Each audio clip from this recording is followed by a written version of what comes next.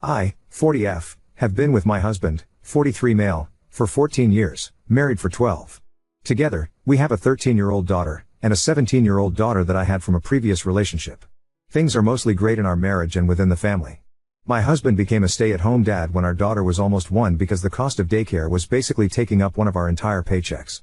Over time, I became very successful in my field of work, and life became a lot easier, financially.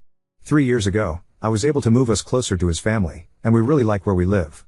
I adore his mother and younger sister, and always have. I have no family and was so grateful to have his. My career used to require me to travel fairly often. I am not very extroverted, so it was rare for me to go to dinners or spend any extra time with people outside of the required conferences. I also don't drink, and always decline going to the bar with others.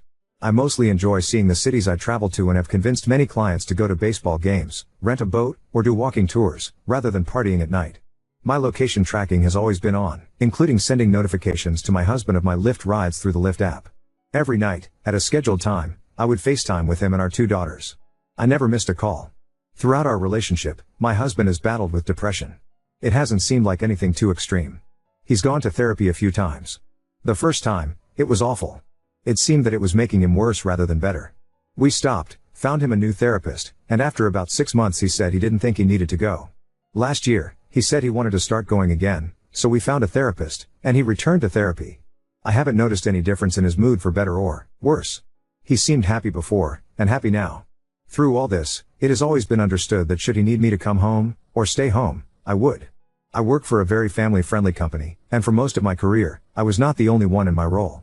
I covered for my coworkers, and they would cover for me if I needed them to. Now, after 20+ years in my field of work, I have a nice position where I mostly work from home. I travel 2 to 3 times a year and I always remind him that I can and will stay or come home if he needs me to. He's never asked me to, always promising me that he is fine. Around a year ago, I noticed he was trying to look at my phone. I offered to just hand it to him, unlocked, or give him the passcode right then and there. He said no, he was just being silly. On more than one occasion, I saw him looking at my laptop. I told him the PIN was the same as my debt card, he has the PIN for that, and it's the same for my phone. I wasn't sure exactly what he was trying to do, but I have nothing to hide. In October, I went on a 5-day work trip and stayed at an Airbnb with a female coworker of mine. She is the CEO of the company I work for. We've known each other since the start of our careers over 20 years ago. When we learned that we were going together, we figured out that an Airbnb would be cheaper than 2 hotel rooms. The Airbnb was owned by 4 men who use it as their residence when not traveling. I did laundry in the provided washer/dryer, and apparently, there were a pair of men's boxer briefs in the dryer that I didn't see. I was coming down with something and looking forward to coming home. With barely any energy, I just sort of threw my washed clothes in my luggage and left. It turns out I had the flu, and by the time I landed in my home city/state, I felt like absolute death. My husband ended up unpacking my luggage for me and didn't mention the underwear at the time. Several weeks later, he brought them up. Instead of simply asking me if I knew about the underwear, or where they might have come from, he straight up accused me of an affair. One that, apparently, I have been having for a while in his mind. His mother, sister, and first therapist from years ago had all made claims against me and my character that were shocking and hurtful. Some of those claims include, I am financially abusive, he does our budget. He has full control of our money. I ask him if we have enough for me to buy things.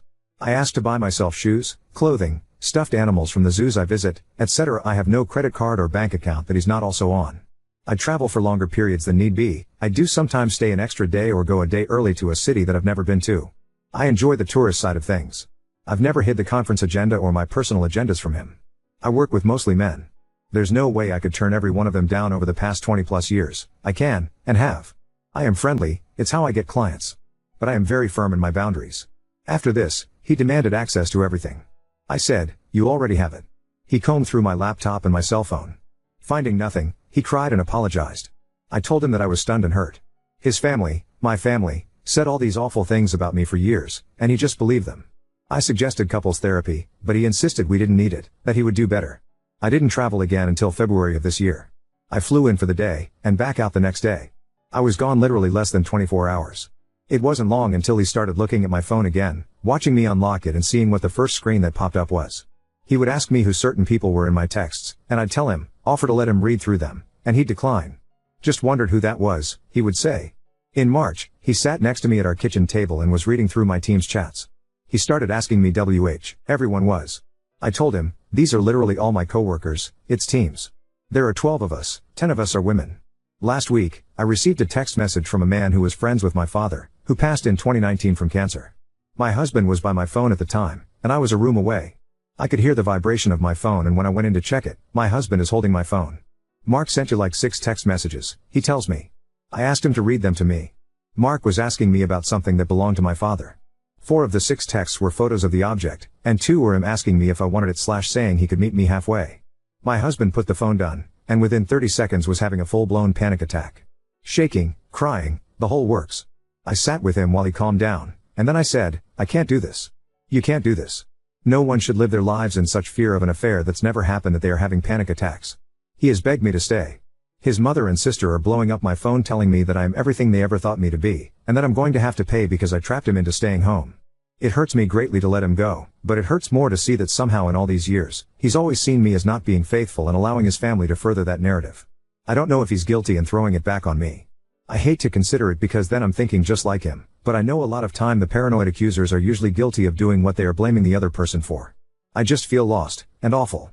The whole thing hurts, and the texts from the people I thought were my family didn't stop until I ended up blocking them. Ada for giving up?